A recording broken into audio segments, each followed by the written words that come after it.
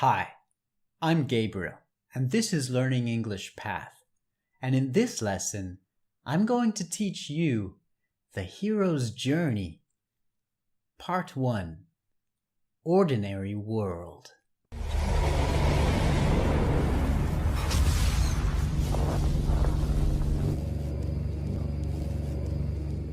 Have you ever heard of the hero's journey? The hero's journey is the structure of the adventure that any hero goes on in a story. So you can look at almost any myth, almost any book, almost any movie, almost any video game, and your own life, and you will find the structure of this hero's journey. So what is it? Well, back in the 19th century, a man called Edward Burnett Tylor looked at a lot of different myths and found similarities in their stories, particularly in the structures of the stories, and connected them, made connections. And then later on in the 20th century, others, such as Otto Rank and most famously Joseph Campbell, made many connections between many myths and found a very common structure that is today known as the hero's journey structure. And what this essentially is at the beginning, a hero starts in one world and then goes on an adventure to another world, okay? And learns about the new world, meets friends in the new world, has enemies in the new world, and eventually attains something, okay? That hero in the new world succeeds in getting something, whether it's a treasure or a relationship or a lesson or just a sense of fulfillment in life. The hero gets something in that new world and brings it back into the world in which he or she came from originally. This is the structure of the hero's journey, but it's a lot deeper than just that. That's an extremely brief outline, and we're going to look at each step. We're going to look at least 12 of the steps in the hero's journey, and today we're going to look at the first step, and that is the ordinary world, okay? Before they even think, before they even consider going on any journey, any adventure, the hero is in the ordinary world. Now be careful. When I say the hero goes into a new world, I don't necessarily mean another planet, right? I don't necessarily mean another country even, or another place. The adventure could be on the inside, right? The new world could be a new world of ideas. The new world could be a new way of thinking about the world, okay? So don't interpret that literally and say it has to be another planet, okay? It doesn't. The journey actually mostly is an internal journey. The journey of finding something in a new world and bringing it back to the old world, that is mostly an inner journey. And so that's why I'm saying, no matter who you are, and no matter what country you live in, This hero's journey is available to you. But right now, perhaps you're in your ordinary world, right? Your ordinary world is the world in which you have not yet even been shown that there is another world. Maybe you haven't been shown another way of thinking about things. If you're listening to this in English, then you have already explored the new world of English. So you're not, in this journey, in your learning English path, you are not still in the ordinary world. You have moved on. So throughout this series, I'm going to be showing you all the stages. And I want you to look out in each lesson. Think of, which stage am I in? But first we're going to look at ordinary world, and we're going to look at some idioms and some adjectives that represent this ordinary world. Okay? So when you are in the ordinary world, this world, I'll give you 6 adjectives. You can describe it, well, first of all, it's ordinary, right? It's average. Ordinary means average. So there's 2 adjectives that I'm not even teaching you, so those are extra. Also normal. You could also say it's the normal world, right? So those are bonus ones. Now here come the 6 new adjectives. Number 1, mundane. So repeat after me. The mundane world. Good. The mundane world. This means the world of everyday objects that you don't see anything special with this world. It's mundane. Okay? Now I just gave you the second one. Everyday. So the everyday world.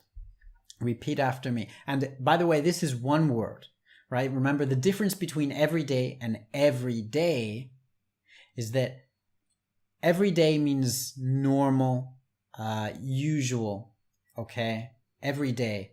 But every day, that means that's counting 7 days a week, right? 365 days a year. Every day, okay? That's not what we're talking about. What we're talking about is normal, okay? So every day, the everyday world. Good. Okay, the next one is common. The common world. Good. Okay, try again. The common world. All right. So this means, again, nothing special. It's everyday, typical, mundane, common. The next one, familiar. Familiar. So if something is familiar to you, it means you know it already, right? You recognize it. You can recognize this world. It's familiar to you, right? You already know it, or at least you think you do, right? So the familiar world. Good. So that means if something is unfamiliar to you, it means you do not recognize it. You do not know, right? Right. The next one. Typical. The typical world. Good. So if something is typical, it means, again, it's average. There's nothing that stands out about it. There's nothing special. It's typical. So you could say, I had a typical day. Means nothing out of the ordinary happened. It was very typical. The last adjective that I'll teach you is humdrum. Humdrum. Now, a lot of students like this word, humdrum. That's because it sounds good, right? But actually it just means plain, ordinary, kind of boring, actually. Dull, boring, humdrum. So this world is humdrum.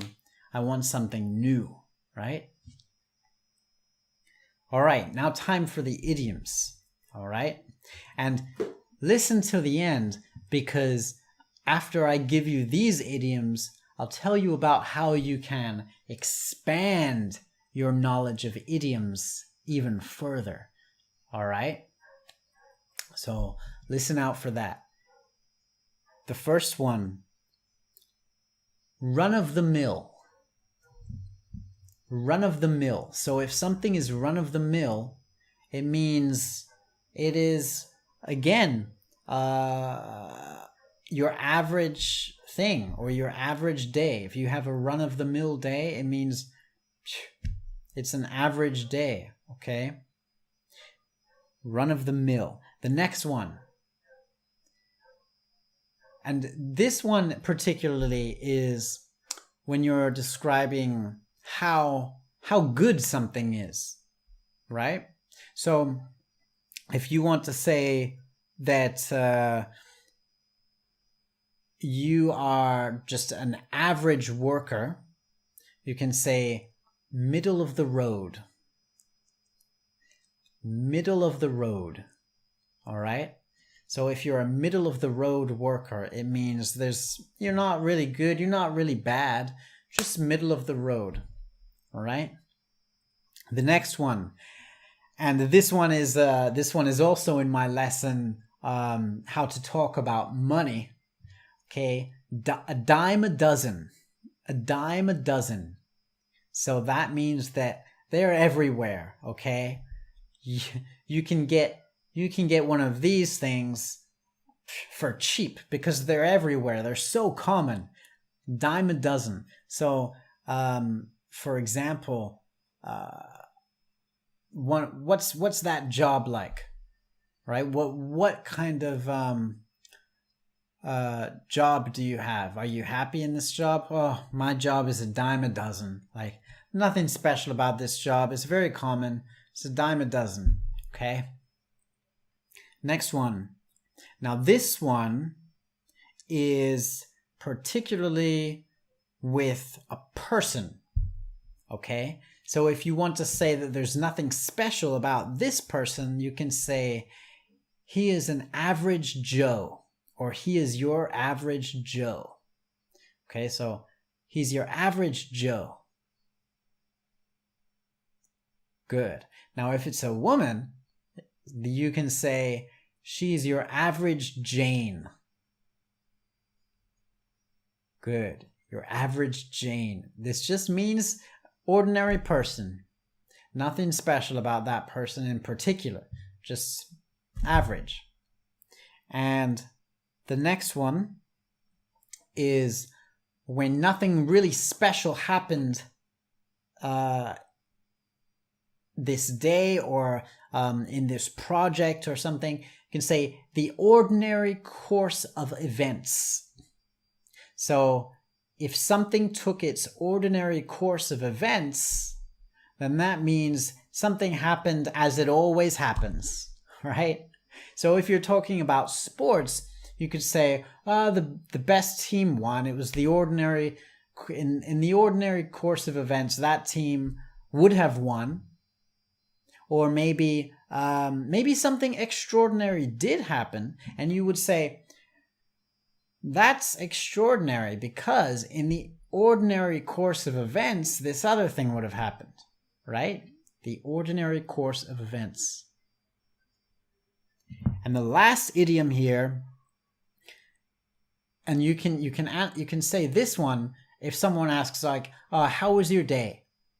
You can say, same old, right? This means that nothing special happened. It was the same as always, right? Same old. You can just say same old. Good. Okay. So these idioms and these adjectives are all about the ordinary world, right? And in the next lesson on the hero's journey, we're going to look at words and idioms to describe the call to adventure, right? When the hero receives that call to adventure. So make sure you watch out for that. Now, if you like this video, please give it a like. Please leave a comment. And most of all, subscribe, okay? Because if you want to keep watching this series, then you're going to need to subscribe to the channel and press that bell so that you know when another one of my lessons comes out, right? And I give you lots of lessons. But first, before we finish this lesson, I want to show you a course on idioms. In this course, I will teach you 240 idioms through a story. So if you like learning through a story, right? If you like the idea of learning new idioms, new expressions, and practicing your English through interacting in context like a native speaker, then you will want to check out this course. All right? Don't stay in your ordinary world, okay? If you want to continue with your learning English path, stick with me, because we've got a long way to go. Keep learning and keep going. Here's the course. One question I get asked all the time by my students is, how can I learn more idioms? Idioms are such an important part of the English language, so that even if you know 10,000 words, all the grammar points, and you can put them all together and speak them fluently, you're still missing a big part of the English language. Idioms are used all the time by native English speakers, so that unless you already know that idiom, or you're able to understand their meaning through the context of the conversation, you won't understand what they're talking about. But the great thing is that the more idioms you do learn, the more your brain will develop the muscle to know when someone is using an idiom and understand what that idiom could mean. And the more idioms you're able to use, the more confident of an English speaker you will become, and the more natural you will sound, and the more fluent and impressive you will be to others. Because remember, idioms are not slang. Slang you can only use in informal situations and usually dependent on the culture that you're in. But idioms you can use in business meetings, in tests, in essays, all situations where you cannot use slang. With idioms, that's perfectly acceptable and even considered a positive thing. So I have the perfect course for you. In this course, you learn no less than 240 idioms. 240 English idioms! No other course on the internet gives you that many idioms.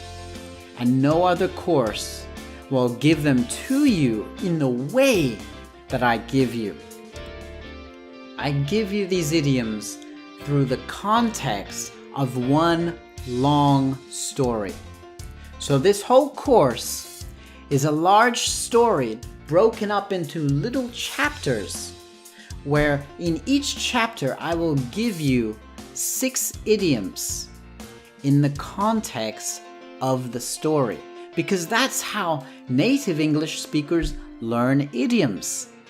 And after each chapter, I go back and I explain the idiom by giving you the definition, another example, when to use the idiom and when not to use the idiom, because that's a mistake that you don't want to make, right?